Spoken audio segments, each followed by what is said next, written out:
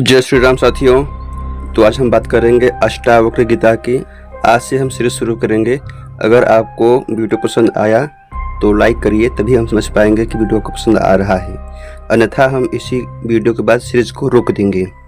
तो आपके ऊपर है कि आप चाहते हैं या नहीं। तो पहला अध्याय है, इसमें कुल 20 अध्याय हैं।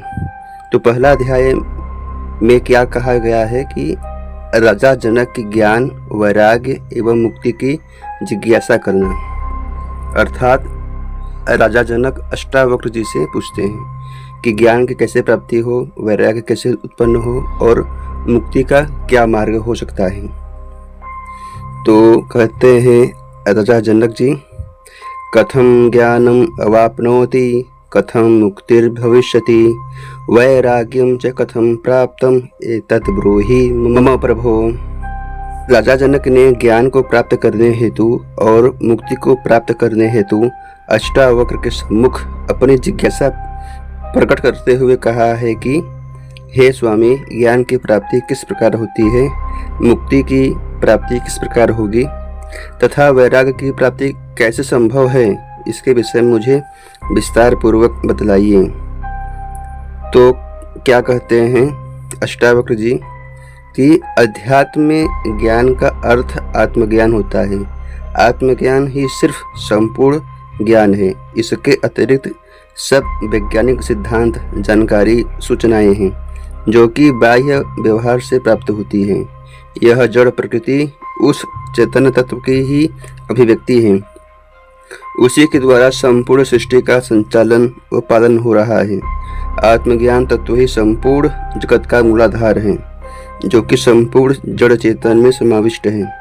इस व्यष्टि चेतना को आत्मा और सृष्टि की चेतना को ब्रह्म का नाम दिया गया है। दोनों एक ही तत्व हैं। आत्मज्ञान की प्राप्ति कर लेना ही उस परम ब्रह्म को जान लेना है। आत्मा से परमात्मा पृथक नहीं है। यदि इस आत्मा का ज्ञान हो जाए तो सब कुछ जाना हुआ सा प्रतीत होने लगता है। शास्त्र कहते हैं, यस्मिन् विज्ञाते सर्वमिदं विज्ञातम् भवति। अर्थात जिसको जान लेने से सब कुछ जाना हुआ सा प्रतीत होने लगता है। संसार के रहस्य का ज्ञान हो जाता है, फिर जानने के लिए कुछ शेष नहीं रह जाता। मनुष्य का शरीर, मन, बुद्धि, अहम इत्यादि नहीं, अपितु आत्मा ही उसका वास्तविक स्वरूप है। वही परम सत्य और सनातन का शाश्वत है। प्रकृति अनित्य है। इस आत्मा रूपी परम तत्व को जान लेना ही स्व को जान लेना है, यानी अपने आप को जान लेना है। जो अज्ञानी होते हैं वे सिर्फ प्रकृति को ही जानते हैं, जो कि स्थूल है, इंद्रियों के द्वारा ग्रहणीय है। इसके विपरीत जो ज्ञानी होते हैं वे उस चेतन को भी जान लेते हैं, जो कि बहुत सूक्ष्म है और इंद्रियों के द्वारा अग्रहणीय है। जब इस आत्मज्ञान रूपी परम तत्व को जान लिया जाता है तब मुक्ति प्राप्त होती है। सृष्टि का आधार जान लेने पर संपूर्ण विश्व प्रपंच का ज्ञान हो जाता है। सारे संदेह समाप्त हो जाते हैं। मनुष्य शांत हो जाता है। वह साक्षी बनकर मात्र देखने योग्य रह जाता है, जिससे सांसारिक बंधनों से मुक्त होकर वह स्वतंत्र हो जाता है। मुक्ति ज्ञान के बिना नहीं हो सकती। जीवन का परम उत्कर्ष ही मुक्ति है, जो प्राणी की अंतिम अवस्था होती है। परम विकास है, परम उद्देश्य है। आत्मज्ञान हेतु वैराग्य अति आवश्यक है।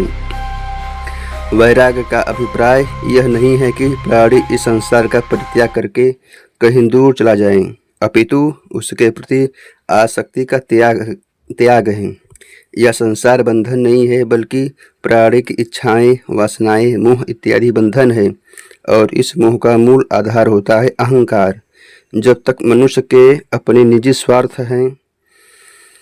स्वार्थ की भावना समाहित है, तब तक प्राणी सांसारिक बंधनों से मुक्त नहीं हो सकता। संसार तथा आत्मा दो छोर हैं। बाहर संसार है और अंदर आत्मा यानी परमात्मा है। दोनों मार्ग भिन्न भिन्न दिशाओं में जा रहे हैं। प्राणी दोनों के मध्य खड़ा है। यदि वह संसार की तरफ जाने वाला मार्ग पर जाता है तो वह परमात्मा से दूर हो जाता है, और यदि वह परमात्मा की तरफ जाना चाहता है तो उसे संसार का परित्याग करना पड़ेगा। विषय वासना रूपी संसार से विमुख हो जाना ही वैराग्य है। यह प्राणी की विचार दृष्टि को बदलने से ही संभव है। शहर छोड़कर वन की तरफ भागने से नहीं होगा, जब तक उसकी विचार दृष्टि में परिवर्तन न हो। यदि प्राणी विषय वासना रूपी संसार का परित्याग कर देता है तो वह ज्ञान प्राप्त करने का अधिकारी बन जाता है। मनुष्य के अहम भाव के कारण ही लोभ, मोह, वासना इत्यादि की उत्पत्ति होती है, जिसके कारण मनुष्य इस कर्मजाल में फंस जाता है। और यह जाल वह स्वयं ही अज्ञानता के कारण निर्मित करता है, जिसको सिर्फ आत्मज्ञान के द्वारा ही नष्ट किया जा सकता है। परंतु ज्ञान को प्राप्त करने के लिए मुमुक्षु अर्थात परम जिज्ञासु होना भी अनिवार्य है, नहीं तो देवता भी उसे भेंट स्वरूप लाकर नहीं दे सकते। राजा जनक आत्मज्ञान हेतु परम जिज्ञासु हैं। उनके भीतर ज्ञान तथा मुक्ति को प्राप्त करने की तीव्र इच्छा जागृत हो रही है, और अष्टावक्र महाज्ञानी हैं, जिन्होंने प्राप्त कर लिया है, वे ही दे सकते हैं। जो प्राणी स्वयं ही प्राप्त नहीं कर पाया वह दूसरों को क्या देगा, बल्कि वह तो और भटका देता है, अर्थात विचलित कर देता है। वर्तमान काल में ऐसी ही स्थिति है। अज्ञानी मनुष्य ज्ञानी होने का दावा करके प्राणियों में भटकाव उत्पन्न कर रहे हैं।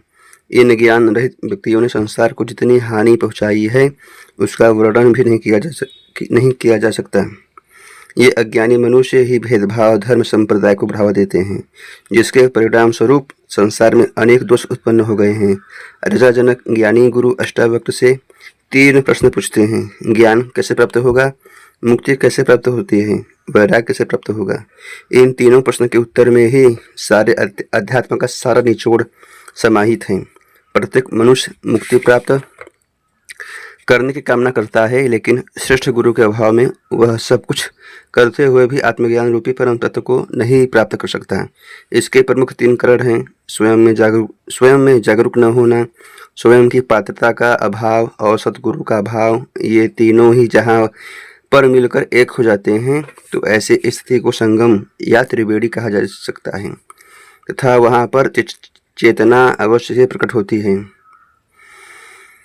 ज्ञानी गुरु ही तत्व का बोध करा सकता है। मुमुक्षु राजा जनक की पात्रता का परीक्षण करने के पश्चात अष्टावक्र ने अपनी पूरी ज्ञान शक्ति का उपयोग कर सारा ज्ञान सर्वभूत रूप में गोली में बंद करके उनके भीतर उलट दिया, और तीनों प्रश्न का उत्तर 3 वाक्यों में देकर समाधान कर दिया। अष्टावक्र सर्वप्रथम वैराग्य का स्वरूप समझाते हैं, क्योंकि वैराग्य की अनुपस्थिति में प्राणी आत्मज्ञान का अधिकारी नहीं हो सकता। यह प्रारंभिक शर्त है। तो वीडियो कैसा लगा कमेंट में बताएं, और क्या आप इसका नेक्स्ट पार्ट चाहते हैं तो कमेंट में अवश्य बताएं। जय श्री राम।